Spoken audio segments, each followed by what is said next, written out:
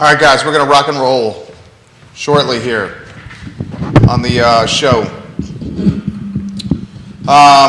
Lots to cover on the program today.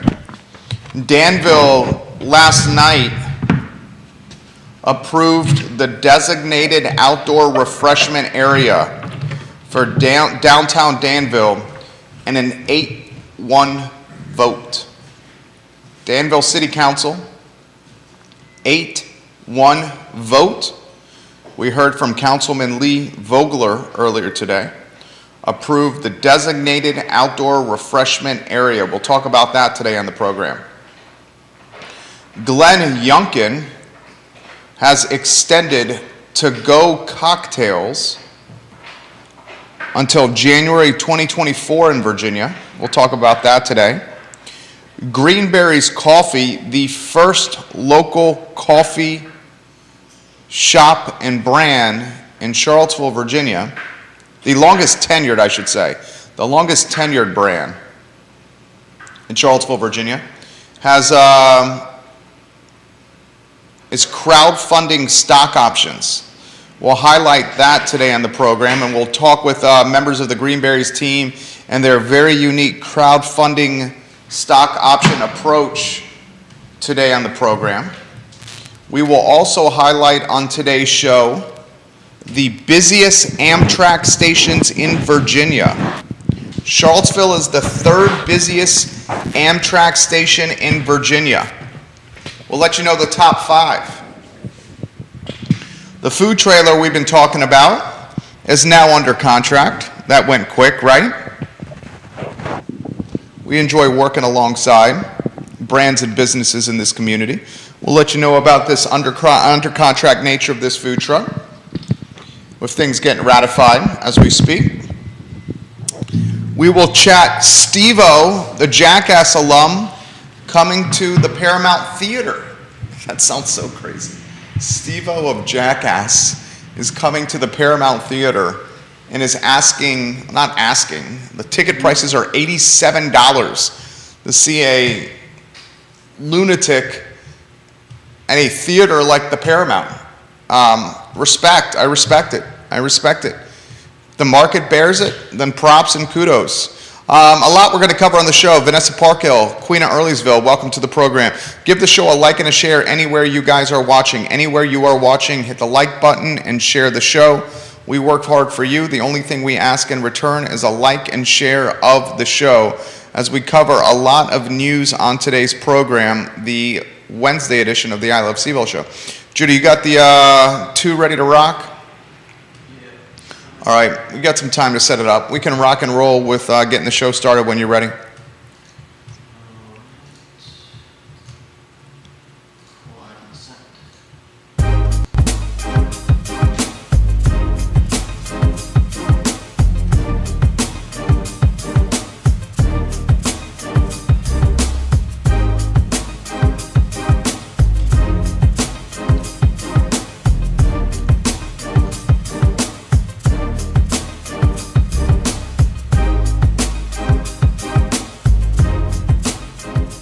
Guys, good Wednesday afternoon. I'm Jerry Miller. Welcome to the I Love CVille show. Thank you kindly for joining us, my friends. We are live in Charlottesville, Albemarle County, Central Virginia, the Commonwealth, the country, and the world on the I Love CVille network.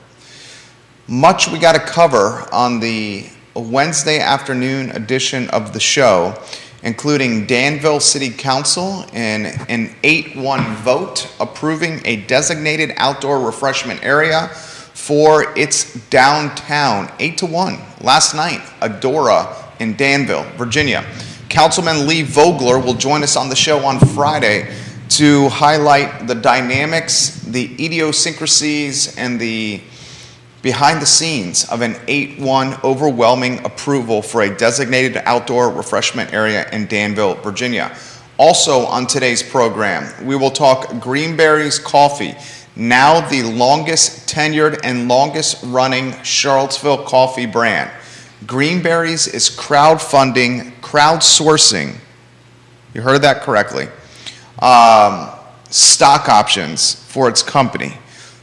over 30 years of serving this community greenberries. We will talk about crowdfunding and crowdsourcing stock options for a local coffee brand today on the show.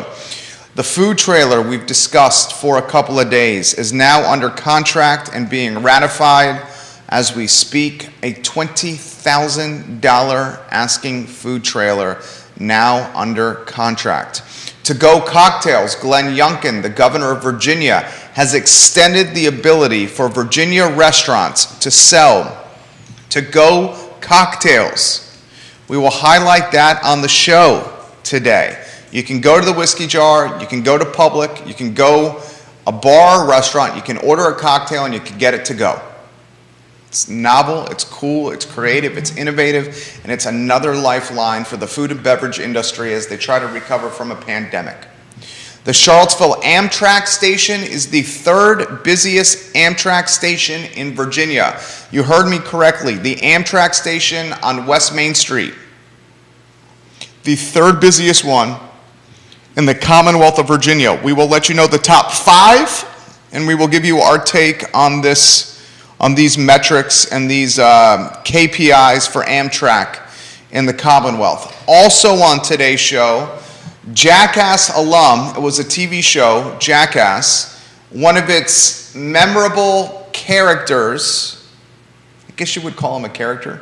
Judah Wickhauer, let's go to the 2-shot, if we could. What would you call the cast on Jackass? Would you call them characters? Yeah, colorful characters. Actors?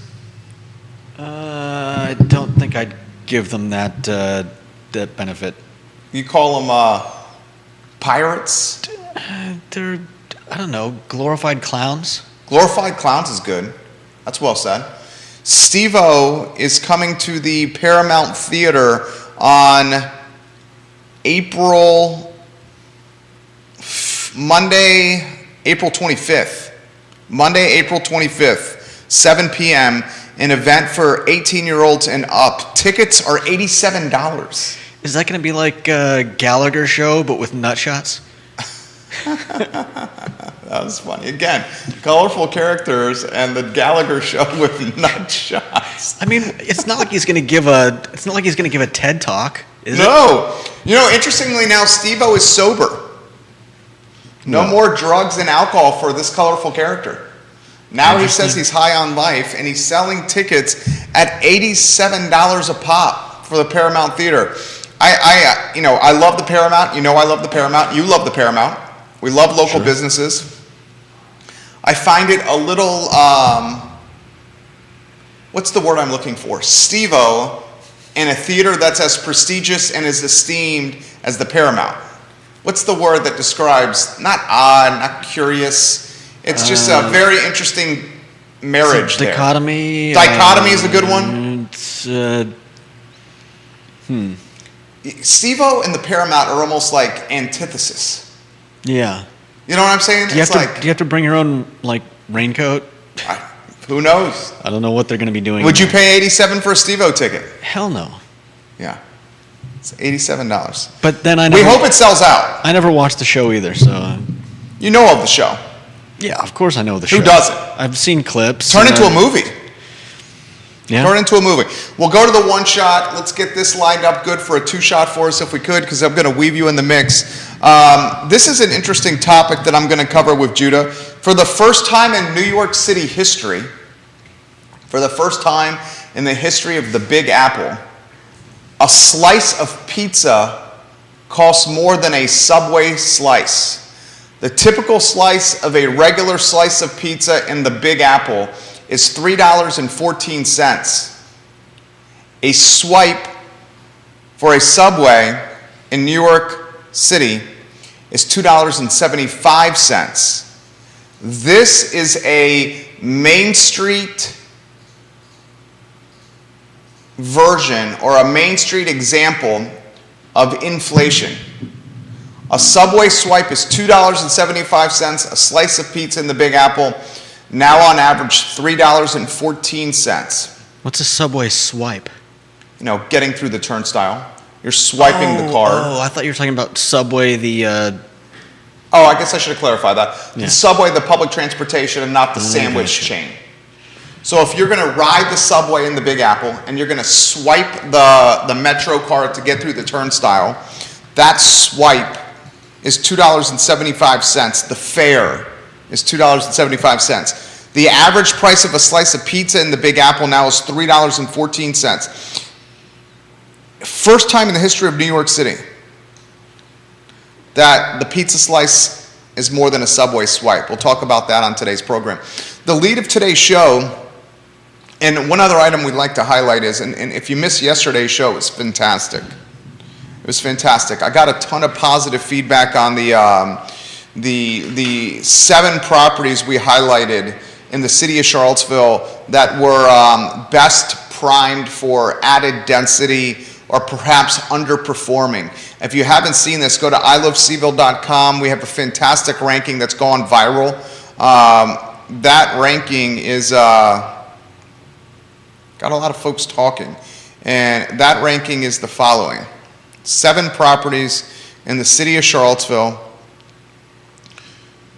with the most potential and upside. X Park 1, West Main Street parking lot 2, Wrights Junkyard 3, the City Yard 4, Kim's Market 5, Staples parking lot 6, and the Dewberry Hotel 7. We characterize those as the 7 parcels with tremendous upside from a density, tax revenue, and performance standpoint, especially in tonight's inventory-pinched ecosystem. We also were the first to let you know here on the I Love Seville network that the Kim's Market property on Cherry Avenue is heading to the closing table. Chris Kabash has worked very hard on that deal over the course of a number of years. So I want to highlight, the Kim's Market property heading to the closing table, and I want to also highlight the fact that those 7 parcels of land, the Wrights Junkyard really jumps out to me. I mean, X Park is expensive. I'm very curious of the value, the market value of Wrights Junkyard. I know West Main Street parking lot owned by Alan Kajin. The top 2 properties, X Park and West Main Street parking lot, have Alan Kajin all over them. And Kajin is a shrewd, savvy businessman, an attorney that lives a bi-coastal lifestyle in San Francisco and Charlottesville, and a man who understands the concept of pricing, valuation, and negotiation. So X Park and the West Main Street parking lot, neither is going to come at a cheap price point. Curious the valuation of Wrights Junkyard. The City Yard is owned by the city of Charlottesville. Kim's Market is heading to the closing table as we speak. You're probably looking at $3.5 million for that parcel. And the Staples parking lot, the parking lot in front of the Staples office supply spot is a massive piece of property that never has the cars in the parking lot to justify that much asphalt. Dewberry Hotel, we know the story of that one. But the lead of today's show is going to be Danville, Virginia. We heard this morning from Danville City Councilman Lee Vogler, friend of the program, that the designated outdoor refreshment area for downtown Danville was approved and passed last night in an 8-1 vote. Overwhelming support for this idea in downtown Danville. We'll hear from Lee Vogler on this program Friday at 12:30, live from Danville. The councilman will be on today's program to let us know the nuances behind this innovation and this policy. That Dora and Danville complements the second topic I want to cover on today's show, and it's what Glenn Youngkin approved yesterday. The governor of Virginia approved or extended, it's already been approved, but he extended the ability to do to-go cocktails in the Commonwealth until July of 2024. To-go cocktails, legislation and opportunity that was birthed during the pandemic to give a lifeline to food and beverage and restaurants in Virginia as folks were fearful of eating inside. That was going to expire on the 1st of July this year. So if Youngkin had not extended this bill, July 1 of this year, to-go cocktails would have been terminated in our Commonwealth. So now you have legit two pieces of legit legislation that is incentivizing jurisdictions in Virginia. The first piece of policy is to-go cocktails, and the second piece of policy is designated outdoor refreshment areas. Both are encouraging jurisdictions to create this beer garden concept that we've championed for so long. Danville is going to do it, and Friday we find out when it becomes a reality. And my thinking, your thinking, common sense thinking is this beer garden, this Dora in Danville, will become such a tourist attraction, such an attraction for locals, students, and tourists alike, to steal a phrase from the tavern, the old diner that we love to patronize, that Danville will see incremental tax revenue. We'll discuss that with Lee Vogler on Friday. The next topic I want to highlight for you on today's program is Greenberry's Coffee, and full disclosure, Greenberry's Coffee is a partner of the I Love CVille Network, Judah, and viewers and listeners. Now would be a good time to get on screen how they can get free coffee for a year. Is the URL enter.greenberries.com, J-Dubs? Let me... Yeah, get the lower third and you can see it and confirm with me. I believe it's enter.greenberries.com. And confirm that when you see it for me. Yes, that is correct. Okay, so look at the screen. Look at the screen. Look at the screen and look at the screen some more. Win free coffee for a year through enter.greenberries.com. And when you do, I want to highlight this because I find it very appealing. They're crowdsourcing or crowdfunding stock options for their business. 30 years of profitability in the cafe, roasting, and coffee distribution business. A vertically integrated model where they're the roaster, they have the cafe, and then they have franchise opportunities. This branded business has overseas franchises already, and they're looking to expand some more. One of the ways they're looking to expand is through crowdsourcing ownership, equity, stock options, whatever you want to call it. This is the second time they've done this. They previously crowdsourced $199,000 plus. Now, in just a couple of days, in the second round this is almost like a Series B. The Series A was $199,000 plus. Now they're crowdsourcing again, and they've already raised $60,000 in just a few short days. Greenberries. You know them from Barracks Road Shopping Center. We've worked with Sean and Roxanne for a number of years. I mean, they got a phenomenal roasting facility, which we've toured firsthand, Judah. Yeah, it's amazing. They got a humming operation in Barracks Road.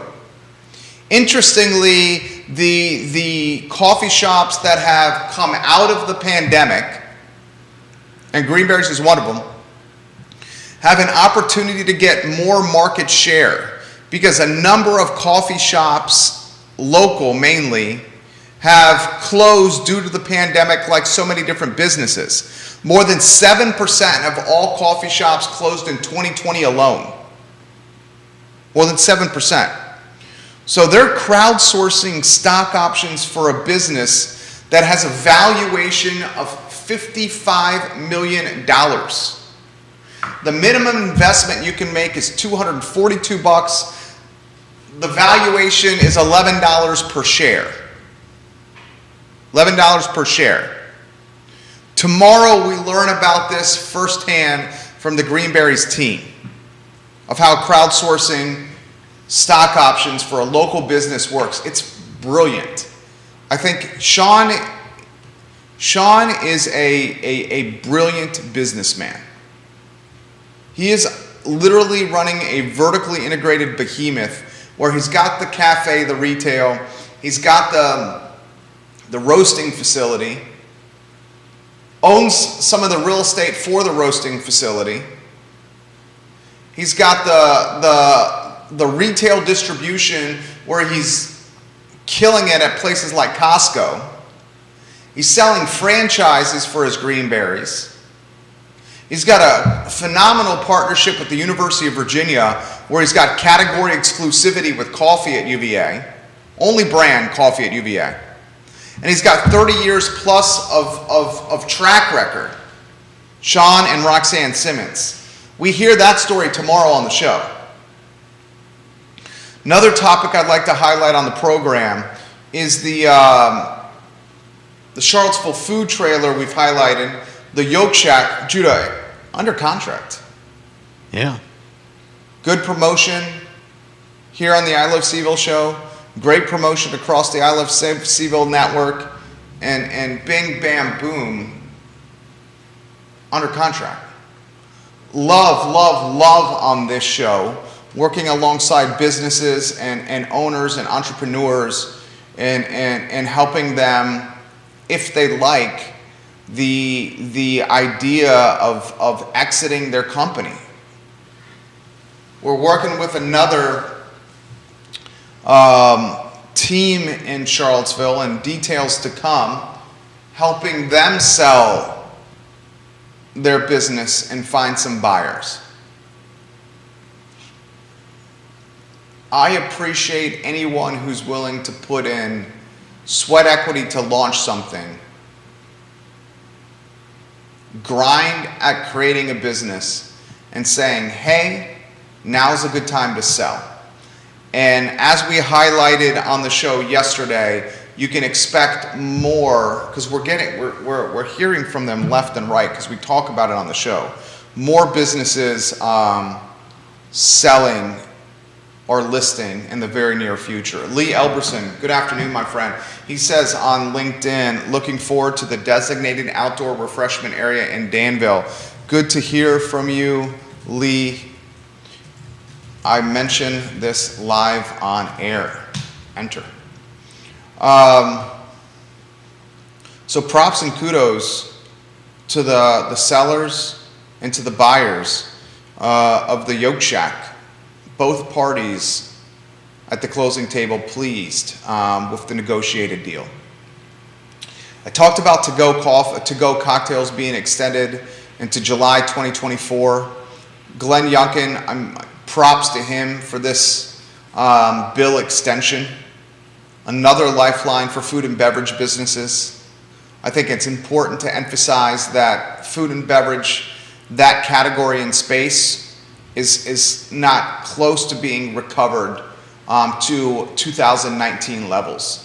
Yes, we see busy restaurants and busy breweries and wineries and bars and fast casual and QSR models. Yes, they're busy out there, but a lot of these businesses took on tremendous debt and are having to figure out the debt service payments with that debt they accrued during the pandemic. So while they look busy, please understand the profitability is certainly not there. The gross revenues are certainly not there to 2019 levels. Now, I found this intriguing, and I wanted to relay it to you. I found it intriguing that the third busiest Amtrak station in the Commonwealth of Virginia was the Amtrak on West Main. This, according to the Amtrak fact sheet from fiscal year 2019. It was sent to me by some viewers and listeners of the show. That's on screen? Oh, it's on screen. Good job, Judah. Thank you. Judah Wickauer, our enterprising director. This is a 2019 metrics sent to me by viewers and listeners who wanted us to discuss this. Amtrak operates 25 trains daily in Virginia, 25. These trains include the following national network trains. The Auto Train, which runs daily from Lorton, Virginia to Sanford, Florida. The Cardinal, which runs tri-weekly, New York to Washington, DC to Charlottesville, Cincinnati to Chicago.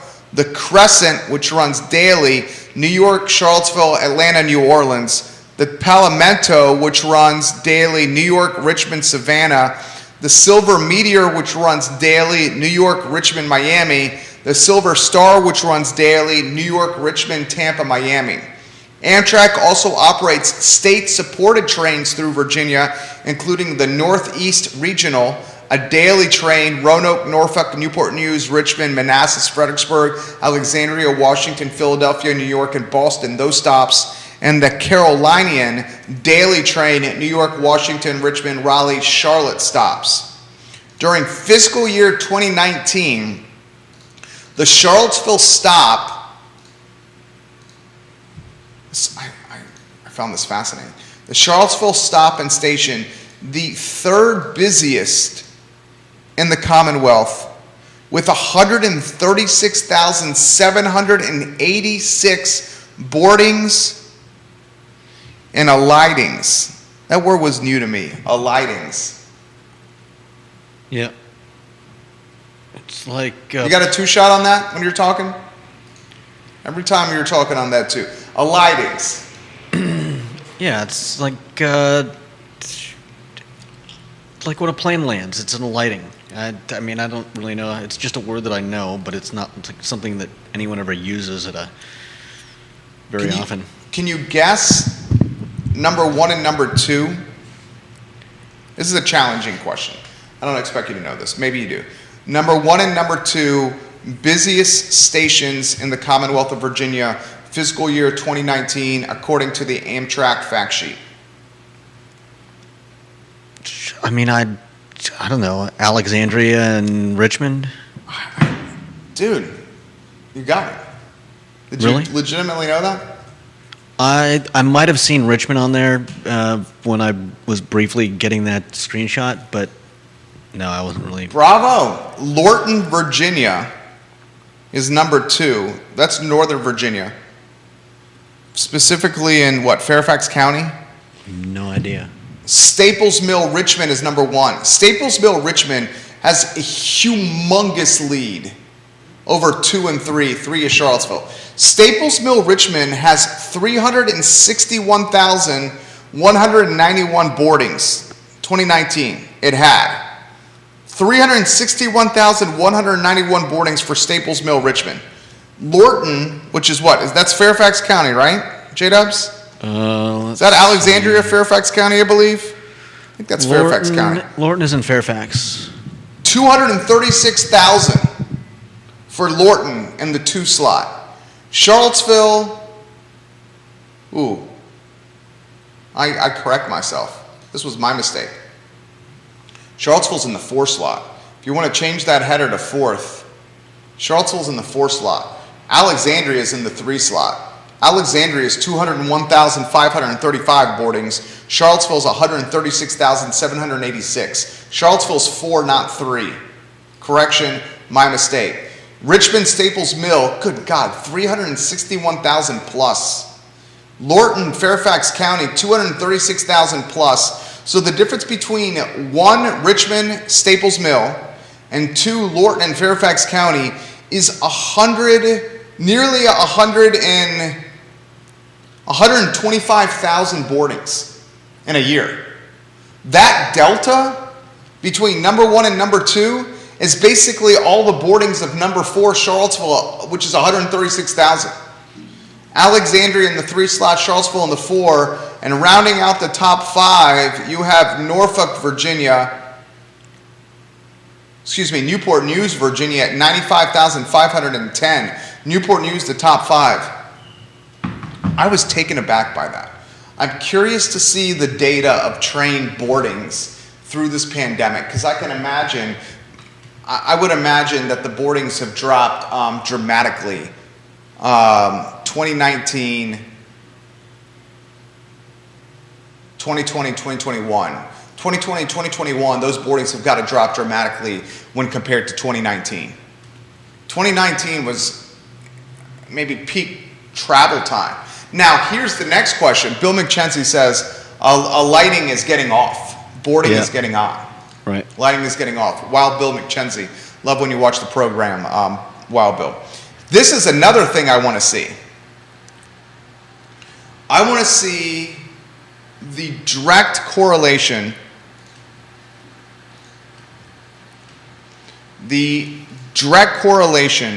between escalating gas prices and Amtrak bookings. Amtrak bookings and low gas prices, and Amtrak bookings and gas above $4. When gas gets as high as it's gotten, and it's pretty damn high right now, and remember, I said this on the program, I don't know, when did I say this? Last week? Who's wondering this? We're seeing the cost of oil drop, and the cost of oil is now below $100 a barrel, WTI. Yet, the pain at the pump is not easing. We said that was going to happen. Johnny Ornelas, remember we talked about this on this program? Oil's dropping, cost of oil in a barrel, WTI. Yet, I'm still getting $4.19, $4.20 gas around Charlottesville and Albemarle County. What's up with that? Is this $4.19, $4.20 the new price of gas? I hate to say this, but maybe. As gas goes up in price, Amtrak bookings undoubtedly will uptick. Book that, mark that down. That Amtrak on West Main, I've gone in and out of there. It's a very nice Amtrak station. My wife and I have taken the train. The next thing we're going to try to do it with our son. But my wife and I have taken the train. In fact, the last time I did it solo, numerous times to the Big Apple and to New York. It's a lovely ride.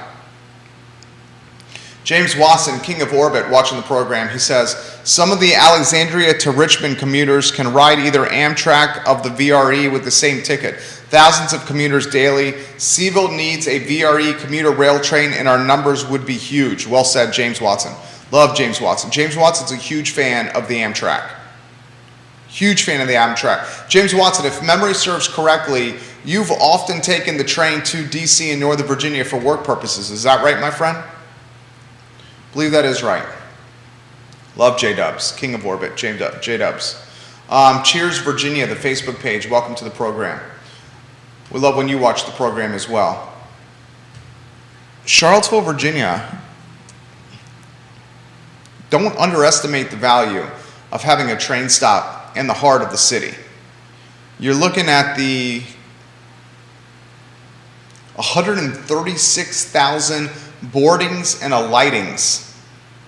136,786 in the city of Charlottesville. How many of those boardings and alightings are spending some time and some disposable income at Continental Divide, at Maya, at Mel's, at the UVA Corner, at Tavern and Grocery, walking to the downtown mall? I would bet you quite a few. We should track, I don't know how we would do this. I would love to know this data point. James Watson says, 10 years I commuted to DC with that Amtrak train. Sometimes by train, but it wasn't always as convenient enough for daily commute. I would love to know this data point. Carol Thorpe, Queen of Jack Jewett, hello. I would love to know this data point. How many of the 136,786 boardings and alightings happen in the city of Charlottesville? How many of those 136,786 boardings and alightings translate into disposable income being spent in the community? How many of the 136,786 people getting off and on the train at the West Main Street train station are then spending disposable income in the city of Charlottesville? I would love that data. Can anyone find, or can we crowdsource that data? Can we find that somehow? Can you do a quick Google search? I don't expect you to be able to find that because that's going to be a fairly complicated search, or I'm not even sure if that. I would love to know that answer. Georgia Gilmore, the Queen of G, has sent me a direct message. Georgia Gilmore, you make the program better. Wrights junkyard is a property that consists of several properties for about 13 to 14 acres with an approximate total assessed value of $9 to $10 million. This is a rough estimate. Georgia Gilmer, I know you love the Charlottesville GIS. Did you utilize, Georgia, can you send me a direct message about this? Georgia, did you utilize the GIS? And is the 13 to 14 acres and the 9 to 10 million of assessed value data from the GIS, Georgia Gilmer, the Queen of G? Let me know that. She just made us smarter today. James Watson, did you hear that? Wrights junkyard, and we decided it was Woolen Mills and Hogwaller, right? Yeah, Woolen Mills. Woolen Mills and Hogwaller. Judah Woodcarroll. I see the bubbles of her typing in a direct message here to me on Facebook. George, I cannot wait to read this. She loves the GIS. She says, Wrights junkyard, they are sitting on a gold mine. She said, yes, from the GIS. Wrights junkyard, a property consisting of several properties, combined 13 to 14 acres, approximate assessed value between $9 and $10 million from the Charlottesville GIS. That's family owned. That is family owned business. Paul MacArthur, I'll get to your comment right there. Avenues, Paul MacArthur. Like you, Paul MacArthur. Like seeing you around these parts, dude. Like seeing your family. Dude, that is massive. That is massive. To put in perspective, X Park, Charlottesville. Let's see X Park. Might have to go to my Instagram. I'm doing this on the fly. This is literally on the fly here. X Park, I'm going to go to the Instagram. I Love Seville. Follow I Love Seville on Instagram. X Park, I'm going to give you the specs from a size and acreage standpoint. We featured the listing on our I Love Seville Instagram. Let's see. And I know Ludwig and Alan are asking a chunk of money for X. Here it is. X Park is, how many acres was it? 17.47 acres for X Park. 17.47 acres. Ludwig and Allen are asking, call it 84 million for 17.4 acres. 4,800,000 plus per acre, 17.47 acres. Now, to Ludwig and Allen's credit, they have a roster of tenants that are generating revenue and tremendous like retail infrastructure on those 17.5 acres. Where Wrights Junkyard does not have that rent roll, nor does Wrights Junkyard have that scale of buildings to rent. So if someone buys X Park, and I've said all along, it's not gonna sell for 84 million. I said it will eventually sell. My prediction was in the 60s, in the 60 to 70 million range was my prediction. But if someone buys X, they have immediate income, where if someone buys Wrights, there's much more effort that's going to have to be put into the property to drive immediate and dramatic revenue like X. But Georgia Gilmer is enlightening our viewing and listener ship, and we love you, Georgia Gilmer, Queen of G. She says you're talking 13 to 14 acres. With the city Charlottesville, and this is according to the GIS, city assessed value of 9 to 10 million. X, 17 and a half acres, asking 84 million. Wrights, 13 to 14 acres, assessed value 9 to 10 million. GIS, Queen of G, good stuff today. Good stuff today from you. Paul MacArthur, Avenues Paul MacArthur, has this to say: if the Amtrak train was so good, they would not be completely subsidized by the government. Divide those numbers by the number of days of the year and over trains per day. The numbers don't look so good. The environmental cleanup of the junkyard would be crazy expensive. Two good comments from Paul MacArthur. Two good comments. Environmental cleanup of the junkyard would undoubtedly be crazy expensive. And then he makes the point that train transport is subsidized by the government. Two good points right there. Train transport.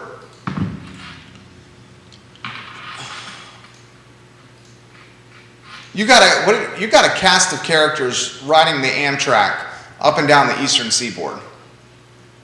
I've been on that train a number of times where Amtrak police has had to get off the train to kick people off the train, oftentimes for public drunkenness. A cast of characters. In fact, I would highlight or accentuate or encourage the value proposition of upgrading to business class. Keith Smith talks about this all the time on the show. Business class with the train, which is what we have done, is a more pleasant experience. Business class, less tomfoolery and debauchery and antagonistic behavior on the business class. Good comments from Paul McCarter right there. I've gotten another DM coming in here from Georgia Gilmer, who's already made the program better. I'm curious to see what her next DM coming in. I see the bubbles on Facebook Messenger here, Queen of G. James Watson, King of Orbit, says, Wrights junkyard, 13 acres, all rusted cars would have to be removed, and environmental studies would be required, plus cleanup would have to take place. The environmental cleanup of Wrights junkyard would cost 4 times the land, I bet. That's James Watson. James Watson, if memory serves correct, you're in the planning business, right? Planning, is that what you do? He also adds, the Amtrak route from Lynchburg to Charlottesville to DC is one of the few that covers its own expenses. After Tim Kaine established that service, it proved to pay for itself. I'll read that again. James Watson making the program better. The Amtrak route from Lynchburg to Charlottesville to DC is one of the few routes that cover its own expenses. Tim Kaine established that service and it proved to pay for itself. And he says, yes, I'm an urban planner, James Watson. Queen of G, Georgia Gilmore adds this, other large properties that I thought about in the city of Charlottesville. Oh, this is good stuff, guys. I love this. She says, other large properties that I thought about after yesterday's show in the city of Charlottesville. The Woolen Mills storage facility is 10 acres. When my wife and I sold our Redfields home, we lived 5th Street Extended in Redfields, off Rockledge Drive. Then we moved to Eastern Albemarle County. We did those deals in March 2020, so a little over 2 years ago. When we sold our Redfields home and moved to Eastern Albemarle County for 1 month to store the junk to make it more appealing for tours, we used a storage facility in Woolen Mills. And that Woolen Mills storage facility is massive. It is massive. Not only a storage facility with storage lockers, they have climate control lockers and outdoor lockers, and they have like RV storage or parking and boat storage or parking back there. Like if you go through that Woolen Mills storage facility, you will see like the work trucks for businesses in the community parked there. Like literally businesses in the community have their work trucks, they're paying to park them there. Boats, RVs, trailers, a boatload of stuff. She also says the Albemarle County building is 14 acres and the Baptist Church on Park Street sits on 15 acres. Georgia Gilmer, I'm responding, you are making the show better right now. Thank you for participating, Queen of G. I just sent her that direct message. Woolen Mills storage facility is 10 acres. The Albemarle County office building is 14 acres. And the Park Street Baptist Church is 15 acres. The Park Street Baptist Church and all that property, those folks are crushing it. That is very much a business. The Park Street Baptist Church is very much a business. They got a school there. They got a indoor gym with a full court basketball hoop in there. They got a playground there. They got church there. I mean, it is massive. And Park Street, from like a Tony or sex appeal or expensive or land value standpoint, Park Street is one of the top 5 out there. I mean, you got Rugby Road, you got Park Street, you got Locust. I mean, you're talking about some of the most expensive real estate in the city of Charlottesville along that strip. Park Street Baptist Church is sitting on 15 acres. That is massive. Massive. That is massive. I see the church being there for a long, long time. Do I think the Albemarle County office building will be in the city of Charlottesville for a long, long time? I don't know. Now that's going to require some dynamics of Albemarle County and Charlottesville figuring things out. Office building in Albemarle County, 14 acres in the city of Charlottesville. Woolen Mills storage facility. The Woolen Mills storage facility stacks paper. That place makes money.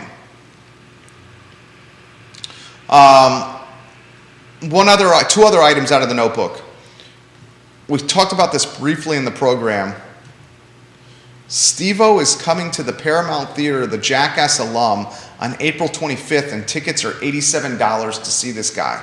He's now sober. He's no longer doing whippets and smoking the shrub and hitting the slopes and pounding booze on camera. I mean, dude was like, love whippets. You know what whippets are, right, Judah? I believe I do. Yeah. There's a crazy photo that's on circulating on the interwebs of Steve-O from then and Steve-O from today.